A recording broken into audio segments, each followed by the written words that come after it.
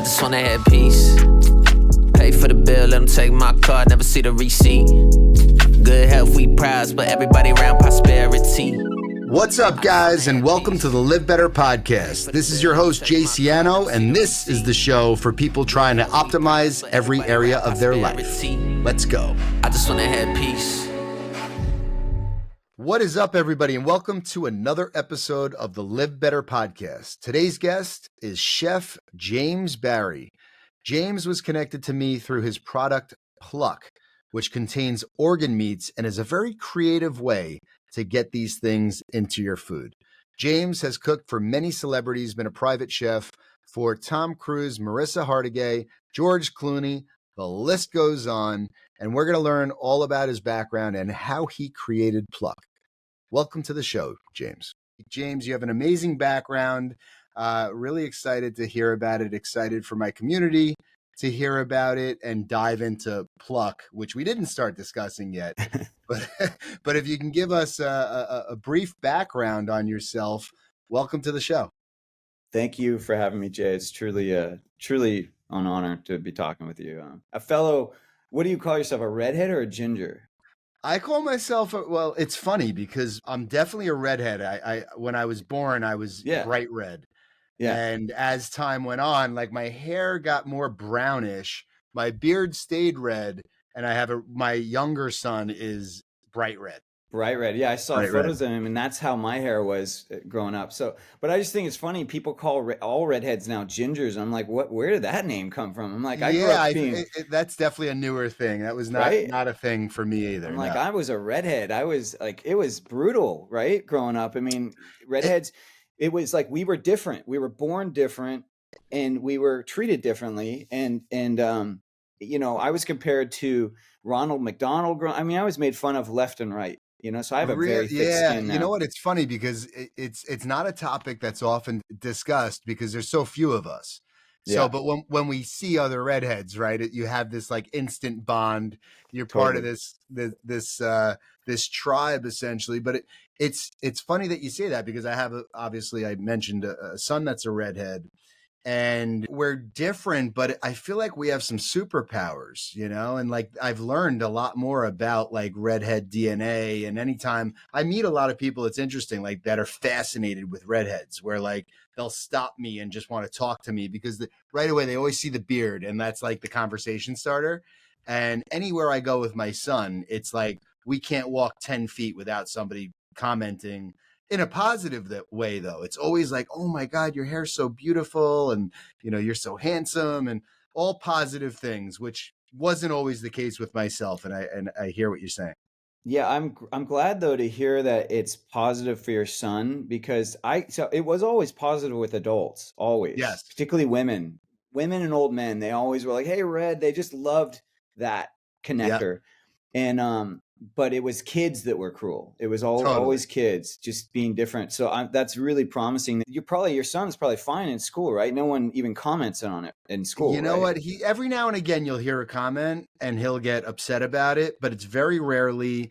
And he's actually super popular, social butterfly. Yeah. Everybody gravitates to him.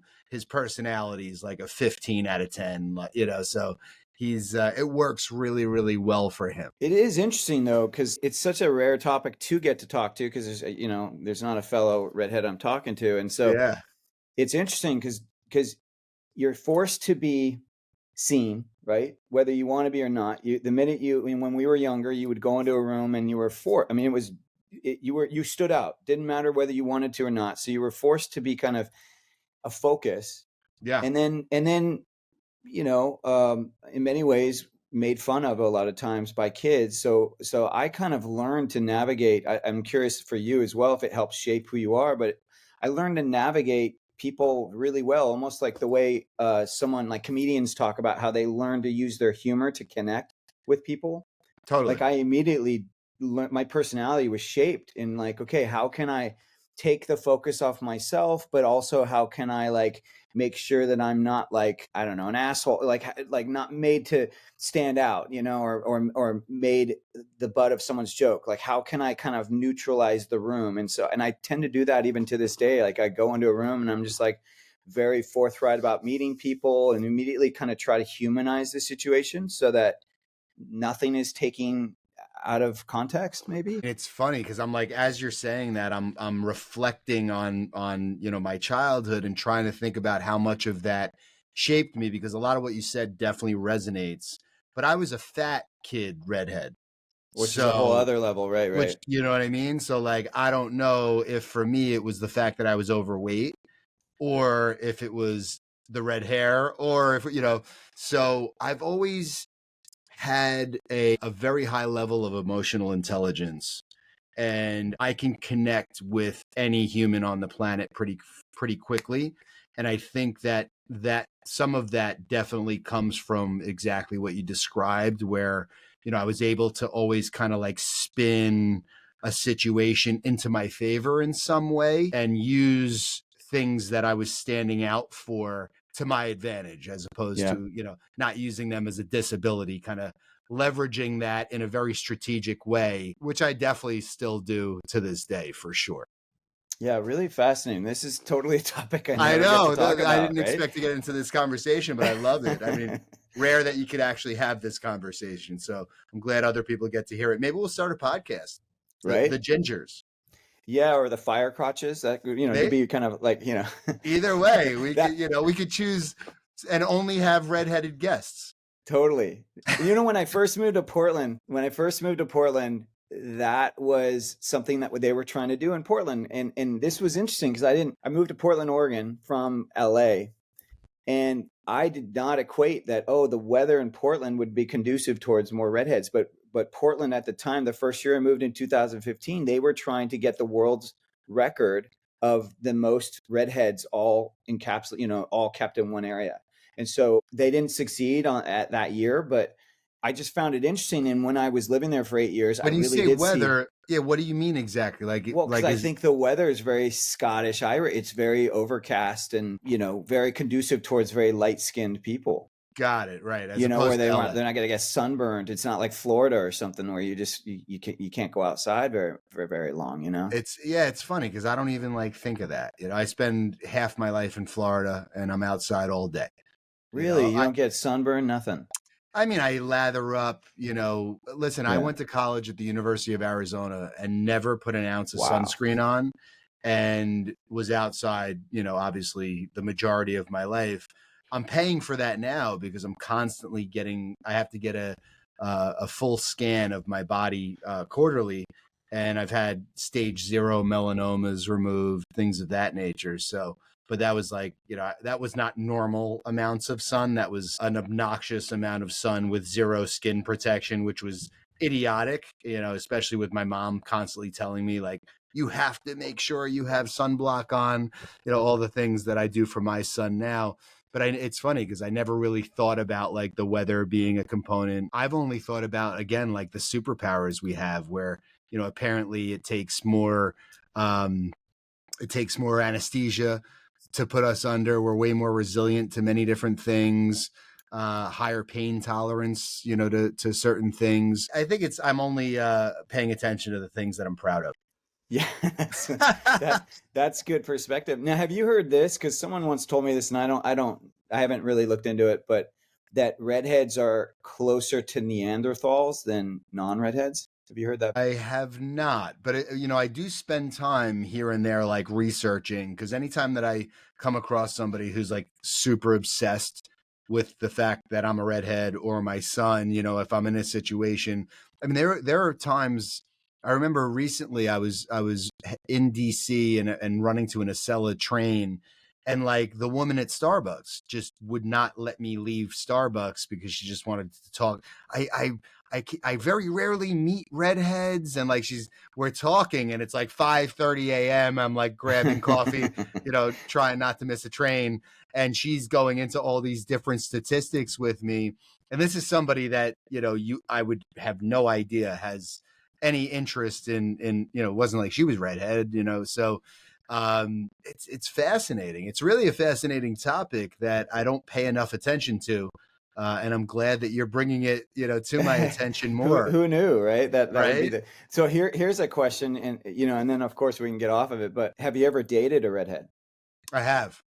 Okay. Because that's something you rarely see. You rarely see two redheads dating. And I'm always curious about that. I'm like, why? Like, what is it? Because I don't think there's that many of us, right? So it's kind of, well, that and my own experience, from an attraction standpoint, there's Jessica Rabbit, and then there's everything else.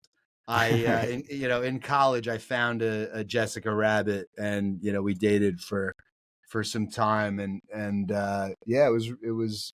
But I think she actually, thinking back, I think she enhanced her red hair though. Yeah, so that's different. I'm talking like a true redhead. Like she was a true redhead, but I think she actually modified the color to make it even more red.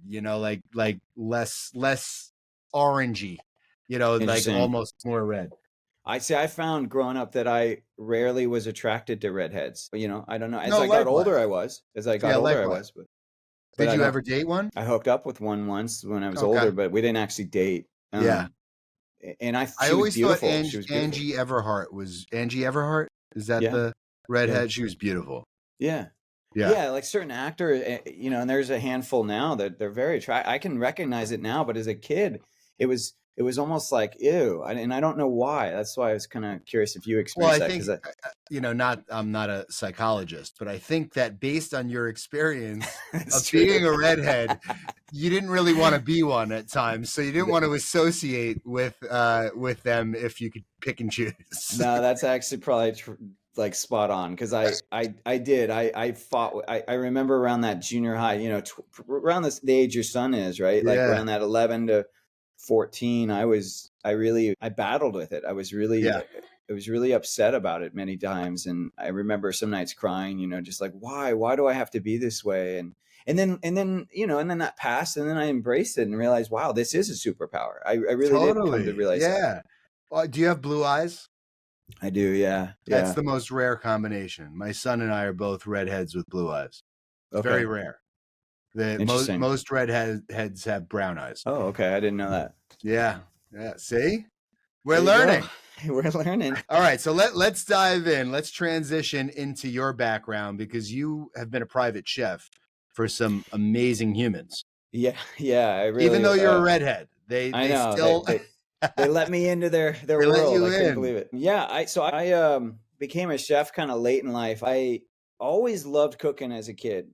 But for some reason, I was born in 73, and back in the day, being a chef meant you owned a restaurant. Like that was kind of it. There wasn't as many opportunities. So I just was like, well, I don't want to work late nights. I don't know. As a young kid, I was very aware that I didn't want that kind of lifestyle. So for the longest time, I just saw cooking as a hobby. And that's how I would read like cooking magazines. That's how into it I was, just for fun. And cookbooks. Those would be my reading, my nighttime reading. And then it wasn't until 9/11. 9/11 happened, and I really equate that as our generation's Pearl Harbor, and it just awoken me to like, what am I doing in life? Like, am I doing the things that truly have heart, and am I doing the things that I'm here to do? Yeah. And what were you doing before that? So what? I was working in the entertainment business as pursuing acting, and then I was also substitute teaching on the side to ensure bills were paid. So I was doing both of those, and I still love the creative process. I love I'm not as much into acting per se, but I love writing, and I just love creativity. But I felt like the substitute teaching was not in integrity at the time, like that wasn't really what was in my heart. Yeah. I love teaching, but being a part of the LA Unified School District is not, it kind of takes the air out of the room. It wasn't, suddenly you were just a cog opposed to like really helping kids. I didn't feel like it was really helping kids. So 9/11 happened, and I realized, I just kind of audited my life. I was like, well, what is it I've always loved? And I realized it was cooking. And then it was like, okay, well then what do I want to do in cooking? Because I definitely still don't want to work in a restaurant. And then I realized, well, actually I wouldn't mind private chefing in the entertainment business. To me, I saw that as a perfect marriage of like, I get to be around creatives and then I build a network. Yeah, build a network and help people. And so I found this school in New York. Well, initially I was looking at a lot of schools, California, all over the country. And I noticed there was this one culinary program in California where I was doing the research on the teachers of this program, and they had all gone to a New York school. So I thought to myself, why am I going to go to the California school? Why don't I go to the school they all went to? So I found this program in New York. It's no longer around anymore, but it's called the Natural Gourmet. It was exactly what I wanted. They kind of were really fusing nutrition and food. And that's something that may seem obvious to people nowadays, but a lot of chefs, they don't actually understand healthy food. They think healthy food is that age old, like grilled chicken, steamed vegetables. They don't really understand that how you prepare the food is what's going to make it healthy. Yeah. You know, I want to dig into that because I think it's funny. Like my lunch today is grilled chicken and vegetables. So, you know, and I like to consider myself like super healthy. So we're going to dig back into that here in a bit. No, for sure. And it's not that that's not healthy, but I mean, back in the 80s and 90s, that is what people saw healthy food as bland, like very kind of specific foods, chicken and steamed vegetables. And hopefully people are now aware that you can do so much more. There's so many more options now. It's so many more options. And so this school was really doing that. And I had no money at the time. I spent a year raising money. I did some stupid, I mean, I say stupid, I think because it was illegal, but it wasn't stupid in terms of what I was trying to do. But so I was a substitute teacher, right? So what I would do is I would go buy, I noticed that there was never any water in the vending machines for these kids.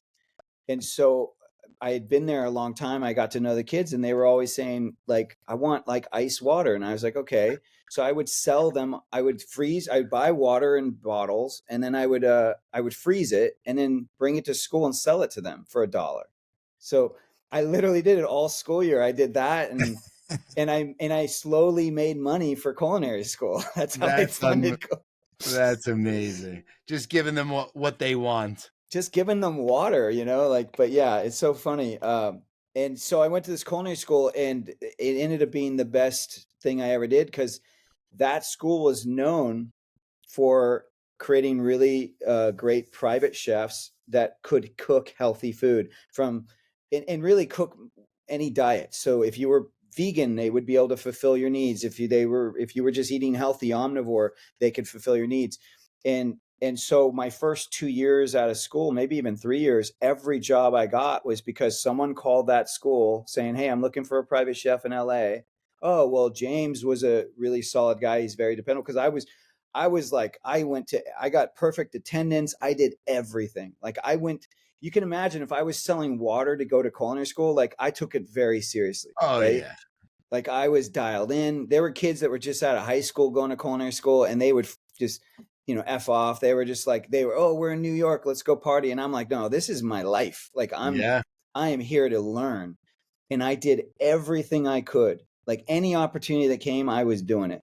And it paid off, obviously. Oh, it completely paid off. I mean, I was able to cook for Tom Cruise. I ended up cooking for George Clooney a little bit. I had opportunities to cook for Mariska Hargitay. I mean, just this endless list of celebrities and eventually some billionaires. I remember when I eventually did go to like one of those hiring agencies that help you find chef jobs, they looked at my resume and they said, who did you work with previously? I'm like, myself? What are you talking about? No one. And they're like, how did you build this resume? And I'm like, I don't know. It was just word of mouth.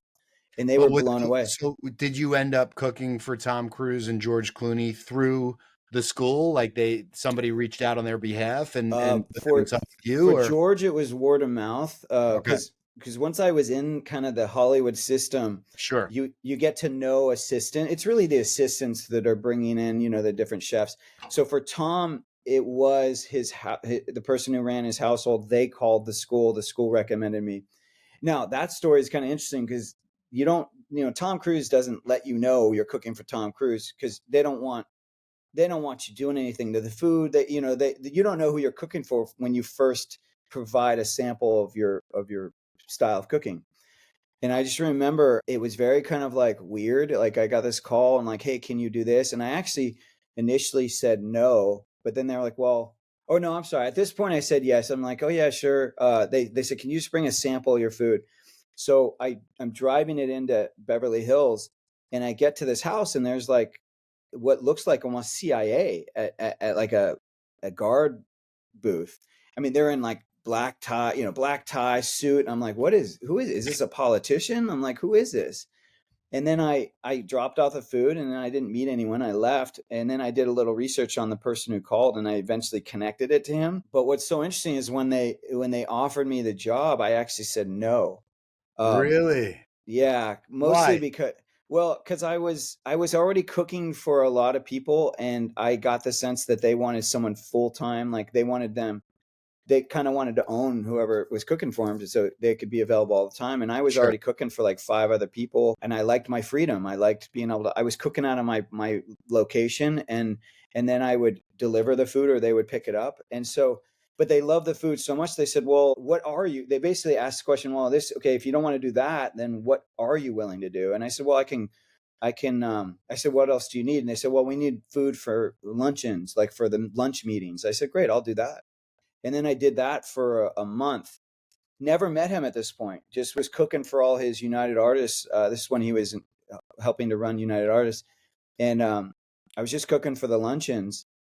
And then I guess it was going so well, they asked me to fly to Europe with him for pre-production on a movie. And that's when I met him.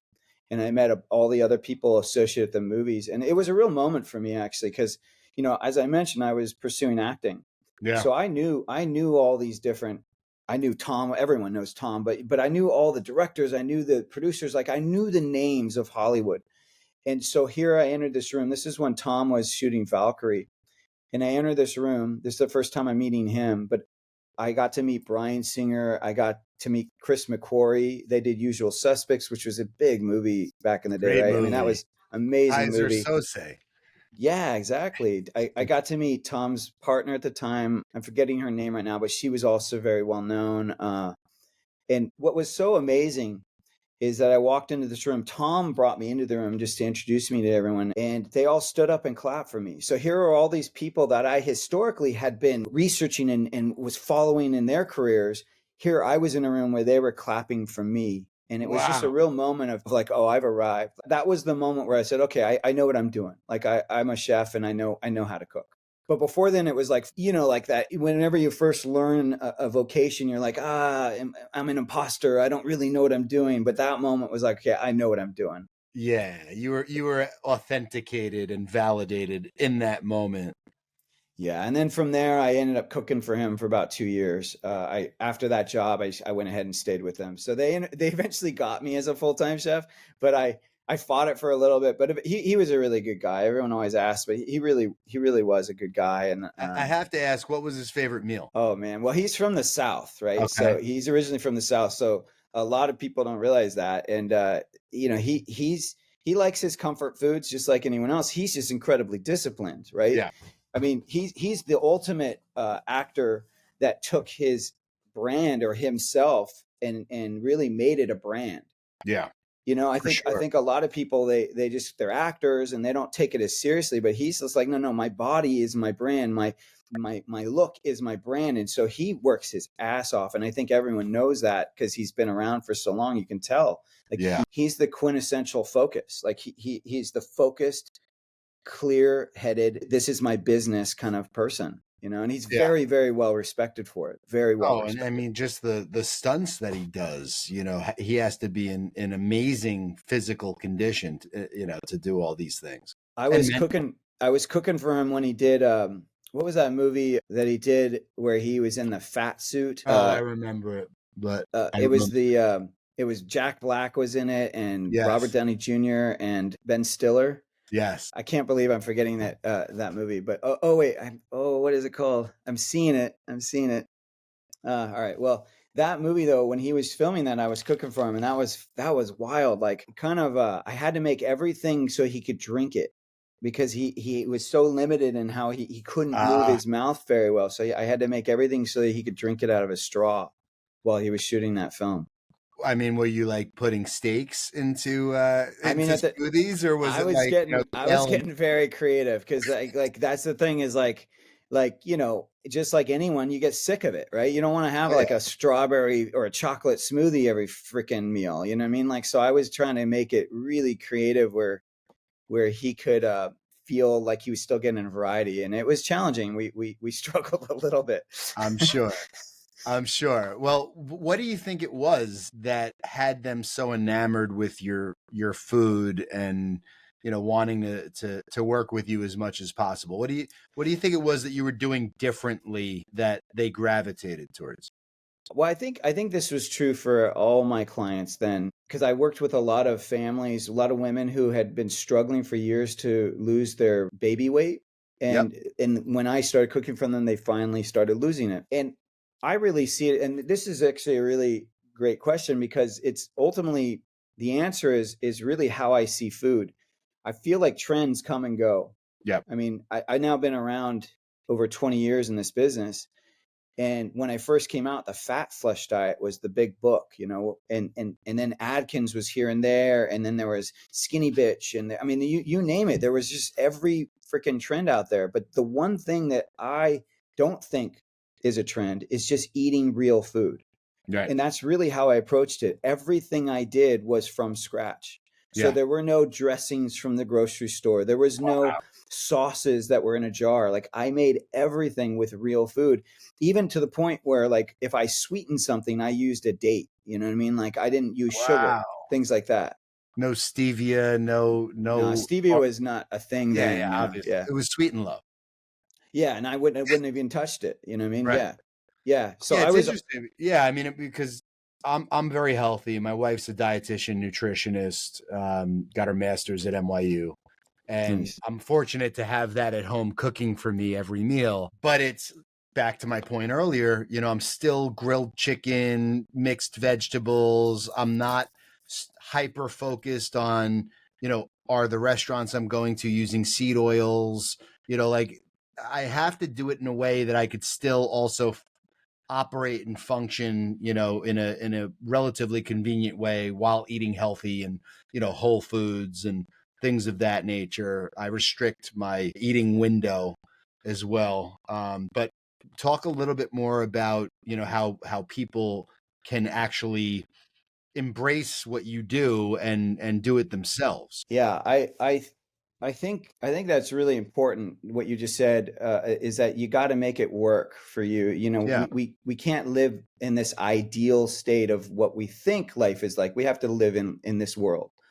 And I'll just share this little story, and then I'll get even more specific about things that people can do. But so my wife is actually she's a functional nutritionist, so she's also in the health field. And when we were first together, we would always I always had to treat myself like I would test different diets, because I had to understand the diet, but not just from a theory level. I had to understand how to cook for it, because I had clients that were always asking to do these crazy diets. And so I would have to understand them, up and down. Yeah. Whole 30. Whole like 30 they throw at you, right? Like, or Master Cleanse was huge then. I would have to cabbage soup, all that stuff, man. And so I had to really understand how to do it. And so I did this one diet. We did it together, and we did it for 30 days. And it was the best I have ever felt, ever. Still to this day. And you want to know what it was? It was basically what you call primal raw. So I was eating raw animal product. Really? But I was making sure that it was really clean. Like, I was getting really like untouched ground buffalo, for example. You really had to make sure it was coming from a very clean source. But I was doing that. I was doing raw butter, raw cream, anything that was raw, I would do. And it wasn't just animal, but that's primarily what you eat, because a lot of the vegetables that we think that we should eat raw really don't do your digestive process very well raw. So, okay. I mean, I definitely have been mindful about increasing my animal protein, as I'm trying to put on more muscle and, right. And my good friend, Dr. Gabrielle Lyon, who just, she's heavy into talking about that. Yeah. Yeah. I was just with her in Austin, actually. And, all the things, but raw, where would I get raw food like that I know I can trust? Well, yeah. And that's the thing, it does exist, but here's the thing. So we did this for 30 days. One thing is I ate a lot less than I do when I eat cooked meat. It's like I was so satiated by just a little bit. My poops were the best they ever had been. Like, really? Just incredible. Not, the kind where you don't have to clean. You don't even have to wipe. Yeah. It's so freaking beautiful, right? And And like, it's just like, it was amazing. Beautiful. It's like amazing, right? And we did this for 30 days and it was awesome. But to your point, it wasn't realistic because you couldn't go out to eat. You couldn't, unless you're going to eat, I don't know, like unless you're only going to restaurants that are serving the raw meat dish, Yeah. It's usually an appetizer. Tartare. Tartare, thank you. Yeah. So like you basically are stuck going to restaurants like that. And then even then it's just not realistic. We couldn't really go to parties. We just had our first daughter, our first baby, and we couldn't, give her raw food yet. So it just became not realistic. So here's this amazing diet and it's not going to last. So I still now go back to defaulting to, okay, let's just focus on making things from scratch.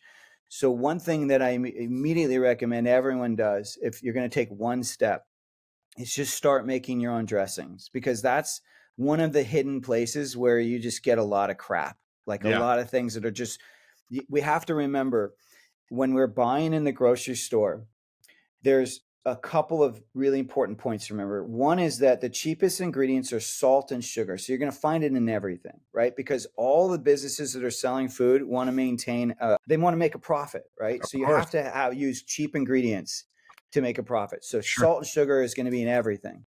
The other thing is oils. Oils are expensive. Fat is expensive.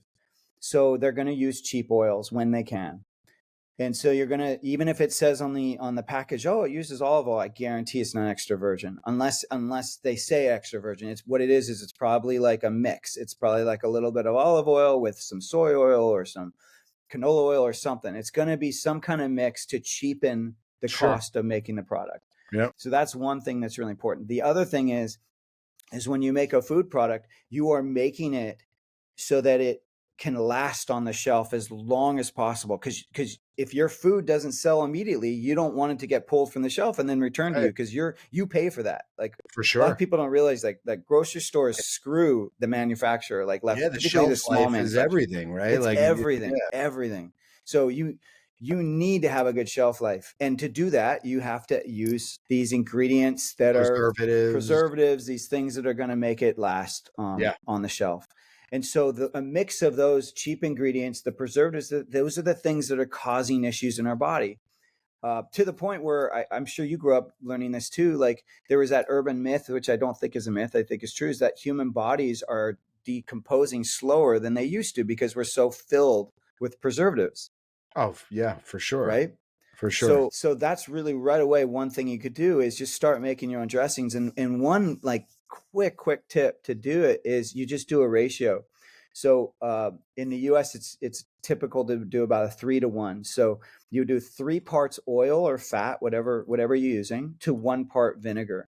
So that could be extra virgin olive oil. That could be really any oil you want to choose. I don't want to tell you what oil to use because I know sometimes that's dictated by what people can afford. So the key is like just choose 3 parts oil to 1 part vinegar. Now I will say vinegar can be lemon juice. It could be lime juice. It could be literal vinegar like balsamic or white vinegar. You can mix. It's just acid is what we're saying. It's like 3 parts oil to 1 part acid. And really what you're doing is when you're doing ratios, you just got to make sure that the container you're measuring it with is the same for both. It doesn't matter what you use. It could be a tablespoon, a teaspoon. It could be the cap to the oil. It doesn't matter. You just got to keep it the same for both. So if you're measuring it with the oil, you got to do the same measurement for the acid. But if you just put those 2 things in a mason jar, shake it up, you've got a vinaigrette like ready to go within 30 seconds, as long as you have the ingredients on hand. I mean, I eat a ton of salads and I'm definitely just eating these sugary, salty dressings, which is why I always typically ask for the dressing on the side. And I try to use it very sparingly. And actually, it's funny because I posted on my Instagram story when I was traveling. I saw something on ketchup, and I literally posted on my story like I'm quitting ketchup, because anytime I come across these things, I'm like I just remove things from my life. I find it's easy. A lot of people don't. We grew up in an age where some parents are like, "Oh, you're so restrictive," or "I want to say yes to my kid, not no," right? But the reality is when you have a boundary, it actually makes life a lot easier. Like that's why eating carnivore diet is so amazing for so many people. It's not just the health benefits some people are getting, but it's also like you just remove any decision making. You just, it's like, what am I eating today? I'm eating meat. What are you eating tomorrow? I'm eating meat. It's like you no longer have to think about it, and you can just kind of dial into what a lot of the bodybuilders figured out, decades ago, over half a century ago, which is if you eat the same thing over and over, you get kind of like in this zone of like your body knows what to expect. You get in a zone of how to prepare it. You can prepare 50, grilled chickens all at the same time. It's like, it becomes easier. It's the same thing like Einstein wearing the same suit every day. It's like when we remove these kind of extraneous decisions, life becomes a lot easier on a certain level. Yeah, no, I do that quite a bit actually. I started with my closet. I typically only wear black, and I have a lot of like these pants. I have like 7 pairs of the same black pants.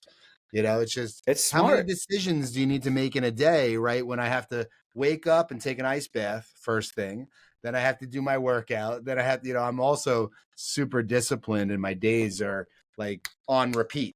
Right. And it's funny because Dr. Gabrielle Lyons said when she was speaking, she said that her most successful, highest functioning clients are the ones that have every single thing planned out, for the day, essentially. Which is actually a really good health tip too. And one that a lot of people kind of underestimate, which is meal planning. Yeah. Yeah. And it's like, that's the thing. Like I have always paid close attention to bodybuilders and, tried to be as healthy as possible, but a lot of them obviously meal prep on Sundays for the week.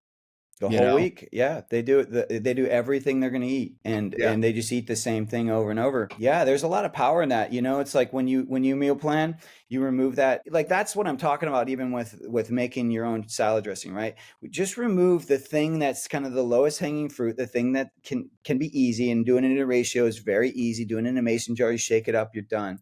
Yeah. But like, if you remove these things that are really the things that push us over the edge, and why meal planning is one of those for me, is that when is the part of what part of the day are you kind of at your weakest in terms of your making food choices? It's really the end of the day, right? It's like after you've been making all these decisions all day, if someone comes to you at 5 o'clock and says, "Hey, what are we having for dinner?" You're just like, "Fuck it, let's just have pizza." You know what I mean? Totally. Like, you're just like, I'm over it, right? Right. But if you've planned it ahead of time, and you're like, okay, I know I'm busy, I'm working all day Monday and Wednesday, but Tuesday I have time. So Monday and Wednesday are going to be slow cooker days because I could throw everything in the morning and it's all ready for me at 5. Tuesday, I'm going to do a little bit more of an elaborate meal. You can literally plan it based on your schedule, based on your workload. You already made a list, a grocery list. So now you're also not going to the grocery store and making emotional purchases, or, hey, this candy bar is on sale, I'll just get it now. Right. It's like, no, it's not on your list. If it's not on your list, you don't buy it. That's it. So these little movements, this little bit of pre-planning affects everything. It affects the choices you make all week. It affects the food you bring into your house. It affects your stress level. So then there's none of this kind of like arguing with your partner of like, well, who's cooking tonight? Why am I always doing everything? Why can't you do it? Whatever it is, right? No, it's all routine. Yeah, I love it. By the way, I just thought of a few really, I think, amazing ideas that we'll talk about offline. Okay. So let's fast forward to Pluck. Or if you want to, because obviously I want to talk about the product, which I've been enjoying. Thank you very much for sending it our way. Do you want to fast forward to what was the idea that sparked the creation of that? Or do you want to keep going through kind of and get to that point? Maybe I'll do a quick share. Yeah, okay. A combo, quick share, and then fast forward. So this is because this connects to something we were talking about before we started pressing record, is that one of the things you see in every health influencer out there, any person, including our partners who are in the health field, anyone that is supporting someone else's health, the person that is kind of suffering the most in that relationship is the person who's dispensing the help, right? It's because you're helping everyone else be healthy, but it's you who's suffering because you're the one who's not being healthy. Selfless to a fault. Yes. I say that really to my wife all the time. I'm like, yes, you're so proud that you're selfless, but you're suffering as a result of that because you don't have boundaries. You don't spend enough time watering, yourself, right? Like totally agree. It comes with the field of helping people, but it also comes just with being an entrepreneur as well, right? Yeah. When you have major output, it's hard to stop and just feed yourself, because we get so kind of caught in the cog, the machine, and we forget to just kind of like stop for a second, take a walk, and just realize, hey, I haven't been breathing deeply for the last hour, or I haven't I'm actually really hungry because I haven't eaten in 7 hours, or I haven't had a glass of water, whatever, or I didn't work out, whatever it is. So for me, I was running a meal delivery service. After I left Tom, I started a meal delivery service in LA. It's called Wholesome to Go. It actually still exists. I just don't have anything to do with it anymore. What's it called? Wholesome to Go. Okay. I can't speak. That was actually going to be a natural question that I was going to ask you. So I'm not surprised that you ventured in that direction. I did, and I didn't do it very well, and I'll tell you why. Because I tried to. It's also not easy to do and scale.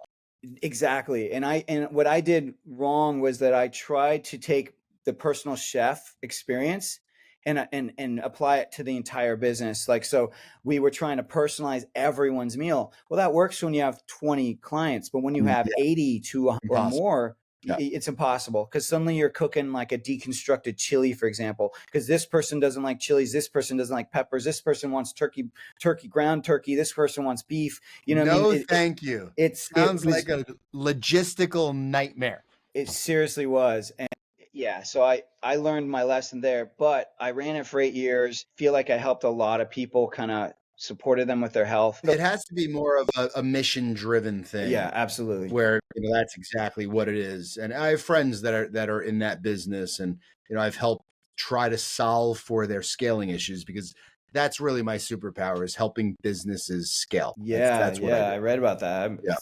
Yeah, I'd love to talk to you more about that offline too. For sure. But so I did that, and my health was suffering. We moved from LA just so I could get out from under that business, because I couldn't, while I was in LA, I really couldn't get out from it. And so leaving LA forced me to really make the business autonomous, where it could run without me. I ended up selling it to some people that I didn't think were the right people for it, but I just needed to get out, and they ended up having to sell it a few years later, because they ran it into the ground and they were in debt. But here's the thing though, I got out of LA. I was a stay-at-home dad for a few years, because we had just had our second child then. And it was during that time that I got my health back, and I was able to sleep with the baby on my chest. I did that a lot, and had many days where I just kind of like just rested. I got to exercise more. I got to start focusing on my health again by eating better. And within a couple of years, what also people don't realize is when you're always stressed out, you also lose a major superpower, which is your creativity, your imagination. You lose it. You completely lose it. And I had lost. You don't have enough space. No, you don't have space. You're exhausted. And I lost my creativity and imagination when I was so stressed out running that business. And I got it back when I was in Portland. And that's when I got the idea for Pluck. It was a mix of kind of this overarching mission of, I've always just wanted to help people with their health. And that question is always dogging me of like, okay, how do I help the person? Because as humans, we just want to eat comfort foods. So how do I make comfort foods healthier? And how do I get you to eat these foods, but not have it be conditional, like where you're only eating them because you're being disciplined, but more that it's something so easy and so delicious that it doesn't matter what state you're in, you just do it, that it's like brushing your teeth. So I'm always kind of dogged by that question. And I identified, of course, that organ meats are hands down, they are the most nutrient dense food on the planet. I mean, even more so than beef. And we're not doing it. We're not eating it. So based on the recipe in Pluck, you're able to get the health benefits of that just through the seasoning, essentially. Yeah, because so what I did was I took what was already in capsules, right? The freeze-dried powdered organ meats. And a lot of people there's really two main ways to get organ meats. It's to eat them, to purchase them and eat them, cook them, eat them, or to take capsules. That's really it. There's no other secret sauce to it. But I kind of identified, but the reality is people aren't cooking them. They're not eating them that way. They don't know how to source them. They don't know how to cook them. And then they also think they taste gross. So they're not even going there, right? But then the people that are doing the capsules, you get capsule fatigue, you forget to do them. They're expensive. But the other big issue that a lot of people don't talk about is, I'm all about, we can talk ancestral till we're blue in the face. But if you're taking capsules, what's ancestral about taking a capsule? Because you're completely bypassing your natural digestive process. Like we have a biological system that works really freaking well, right? Your eyes can see the food. That's why when you plate food, it's so important to have colors and textures going on around it, because your eyes see it. That starts the I'm hungry process. Like I want to eat this, right? We eat with our eyes, right? And then so that's the start. But then when you put it in your mouth, there's a whole process that starts. Like if I put salt on your tongue, your body immediately tells you instantaneous, like, oh, this is good. Or it's like, no, you're good. Don't do anymore. And everyone can experience this, because we'll do like one and we'll be like, oh, this is good. You'll do another one and it's like, it's a little different. You try to do that third and it's like, nope. Oh, it's gross. There's something off. Like body saying no more, right? Yep. That's what happens when we put it on the tongue and we go through our natural biological process. There's a communication that happens. But if I swallow a salt tablet, I swallow it, there's no communication that happens. It's delayed response. 15, 20 minutes later, why am I bloated? Oh, I got too much. And we hear this all the time, right? If you take a capsule, like, oh, I feel so nauseous after taking this capsule. Well, that's because you're not working with your body. You're just going off of what a bottle said. The bottle said to take 6. I'm just doing what like, how the hell does the bottle, how does that company know what you need? Right. What I mean? Your body knows. And so I feel like part of my mission is not only to support people in getting organ meats, and really I say whole animal, because I'm really I'm not trying to say don't eat muscle meat. I'm trying to say, let's just eat the whole animal. Let's not waste the whole animal. So it's kind of supporting that mission, but then it's also like, and let's get back in touch with what our own bodies needs are. There's a professor of archaeology, Bill Schindler. He wrote the book Eat Like a Human. You should have him on your show, by the way, and I can set that up. Yeah, I would love that. He has a great quote, and it's that we are the only species in the world that looks to someone else to tell us what to eat. Like, let that land, right? Yeah, exactly. That's fascinating. Right? It's like, on a level, it makes me so sad. I'm like, gosh, man, there's a lot of species in this world, and every one of them knows exactly what they need to do. Why do we not? What makes us so different? Fascinating. Yeah, it's fascinating too, because people are so passionate on either side of eating animal protein, so every kind of philosophy, if you have one philosophy, somebody has an equal argument for another philosophy. And anytime that I'm having the conversation about us being carnivores, or, I was talking to somebody with Eric Hinman, I think we were it was like 3 or 4 of us in a circle on Saturday. And we were talking about, somebody was saying that, humans really, primarily ate plants early on and kind of went into this thing. And I'm just listening, how do you know? I don't, and then when you think about us having canine teeth, right? I've heard so many things about that. How much meat are we supposed to be eating? Everybody has a different philosophy on all of that. It works really well for me. I happen to eat, a heavy carnivore diet, but I incorporate whole foods and salads and, all the things. I'm not strictly eating meat, which I did for actually probably 2-3 years at one point. And I did the Atkins diet, and I just ripped out carbs, and I lost 45 pounds. Wow. Is that when your body started to transform? Was that the start? Oh, I mean, that was the biggest physical transformation of my life. I was at the peak.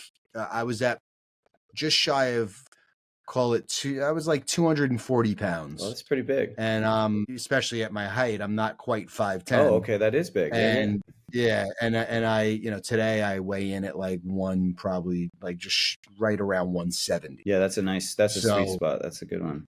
It's a sweet spot, but it's interesting because I just did an in-body scan, and I definitely am not as lean as I'd like to be. For me, I'm very lean. I've never been really this lean and in this shape, but I think I can get in better shape too as my body composition continues to change. Well, you only know what you know, right? And it's like that. I mean, that actually speaks. That's the quote that started this whole conversation, right? I think we have to read the actual. Yeah, Maya Angelou, do your best until you know better, and then do better, right? Yeah. There you go. Amazing quote, which I will now probably get tattooed on me on Thursday. So thank you. But to your point, like I've also come to that conclusion of like, we all have to have our journey with our diet and our food, but we have to have the dignity of that journey. I've been in rooms where people, it's Weston A. Price Foundation. For the most part, most of those people are very hardcore, like pro animal, like eating animal and eating other things as well, but eating the whole animal. And I was in a room with probably at that time, it was like 300 people. And the person was talking, they were refuting the China study. So it was this woman who had become very well known for her basically showing how the China study is just propaganda. And so the first thing she said was like, so who in this room has ever been vegan? And every single person raised their hand. Like we all started somewhere.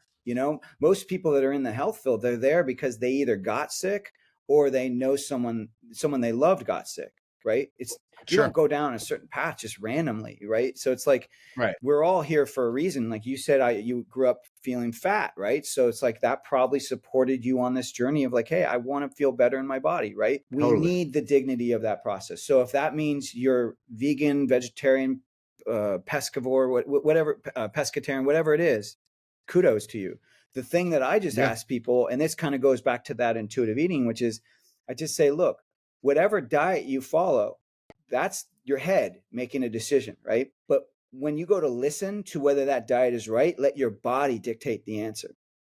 That's all I ask people. Just if you're getting digestive stress from what you're doing, that's your body saying, hey, it's not working. Right, exactly. And I feel like there has to be better ways with our technology today for us to really have customized solutions to that problem, where I can go somewhere, I can get my labs done, get whatever scans I need done to know what I'm deficient in, and have a program set up for me based on me, not you, me, right? Because we can't all be eating the same when we're all completely different, right? Like it makes no sense to assume that something that's going to work for you is going to work for me and vice versa. Totally. I mean, and the reality is look at how many different diets there are in the US, but yet it's something like 93% of Americans are nutrient deficient. Like that's a shitload of people. Like that is a very high number.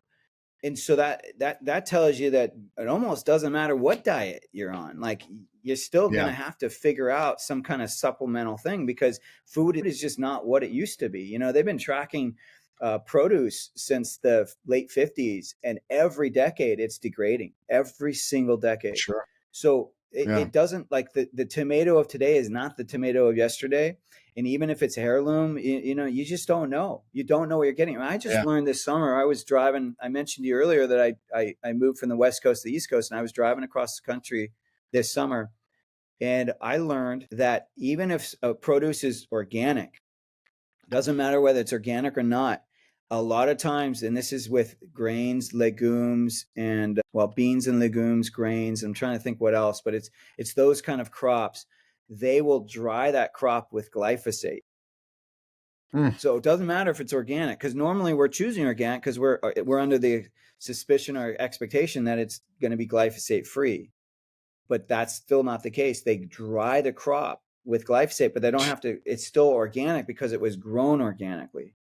Got it. And they're not connected, according to the, FDA. So right there, that kind of tells you, we have to assume that the majority of the things we think, we're doing, that we have the best intentions of doing, we think we're being so clean, we have to assume that it's probably not as clean as you think it is. So then the question becomes, okay, now what do you do?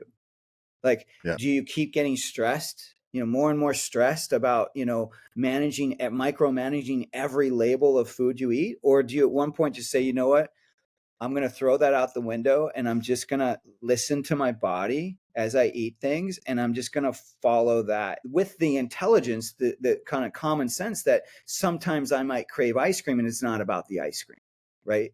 Sure. So you have to kind of balance it out with modern living, but ancestral knowledge of like, what does my body need versus, okay, we're also in a very stressed out life. We're constantly being bombarded with misinformation. So how do you navigate those two things? And I just say you keep asking that question, and hopefully you will eventually figure out your own body. So I'm sure everybody's wondering by now how you eat. What do you eat? What is your routine when it comes to eating? What's your typical day? Well, like? I created Pluck kind of from me and my family, and I'm just grateful that I have enough resources to then provide it for everyone else. But like, so one of the ways I eat is I use Pluck a lot. I put it on everything, and Pluck is it's free. I took the freeze dried powdered organ meats from the capsules, but I combined it with organic spices and herbs to make it taste good. So then that way, instead of us swallowing a pill, we're eating it. And we use 5 organs. We use liver, heart, kidney, spleen, and pancreas, and we make it taste really good. And so tastes great. Oh, thank you. Yeah. I'm really glad you think that. And I every now and then I do meet someone who's just like, oh, it's not for me, but it's pretty rare. I mean, I was able to use my kind of chef intuition on making sure it was delicious first, like that was the first thing. Yeah. Well, I think you accomplished that. Thank you.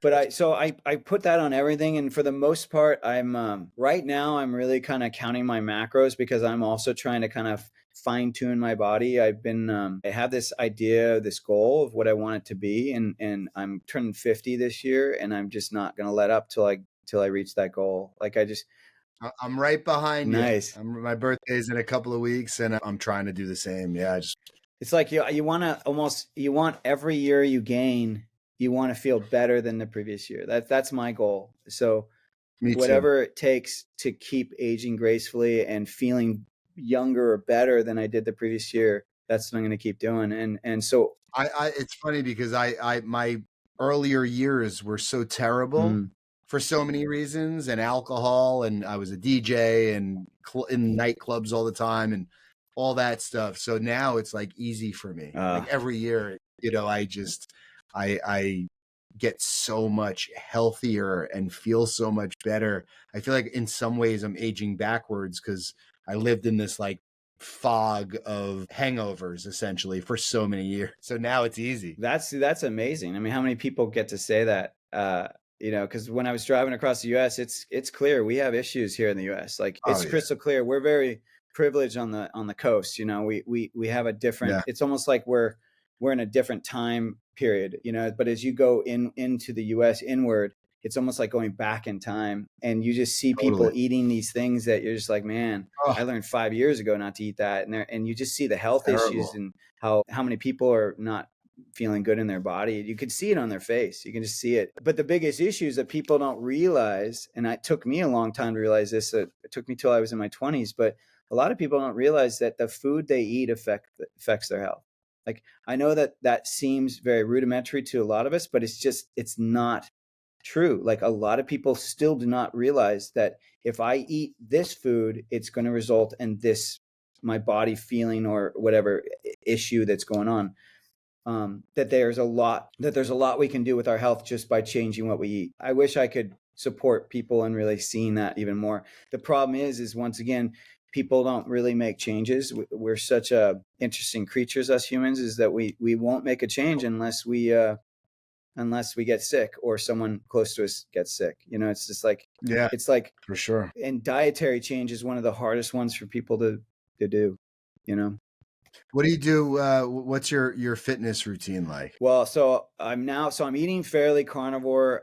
I do still eat some vegetables, but I mostly, meat. I put Pluck on it. And then I'm also still trying to cook organs when I feel inspired. I basically work out 5 to 6 days a week. So basically, like today was a Monday, so I'm doing a whole body weight. I do lots of weights when I do whole body. And then the next day is cardio, and then I just flip flop every day. I'm also delving in. I'm now doing some testosterone just to kind of, because my numbers were getting down. They were getting really low. Yeah.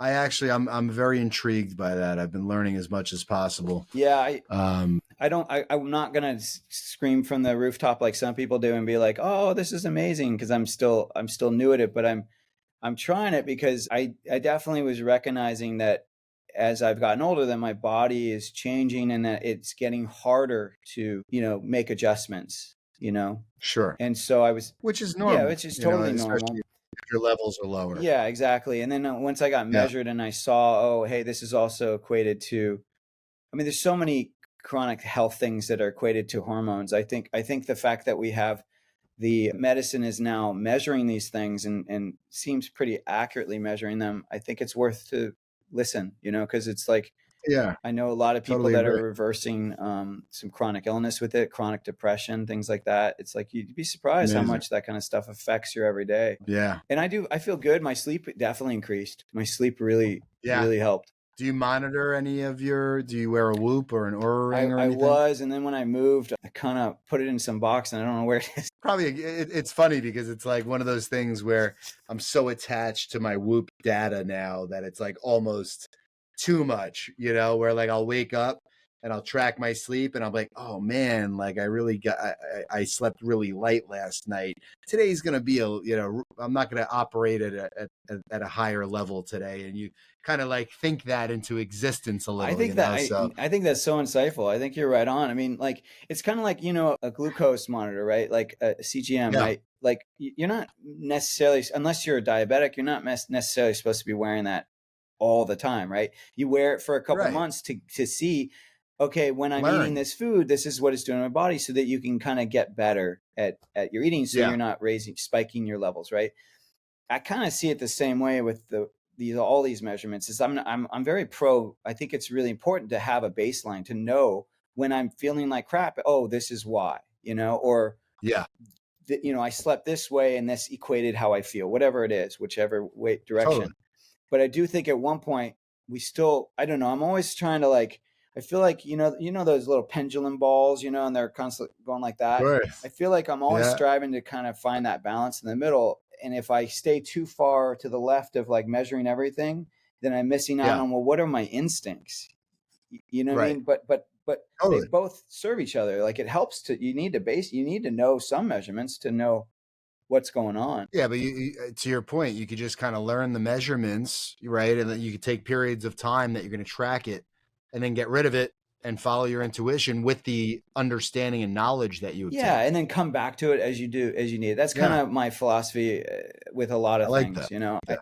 I think it really is about like, what is our innate intuition around things. I'm sure you're similar. It's like, as I've gotten older, I've gotten so much better about just listening to myself, that intuitive knowledge and trusting, like, hey, if I have an instinct about a person or an event or whatever it is, I'm going to listen to it now. And I think the more we can apply that to everything, the better off we're going to be. Because in many ways, and I'm sure this can create a whole other podcast, but like in many ways, that is what makes us different. Is it's your instinct versus my instincts. It's like, that's truly what's unique. It's we each have very unique instincts, and in many ways, you could say those are godly, right? That those are messages from through your experience or through your vessel, whatever it is.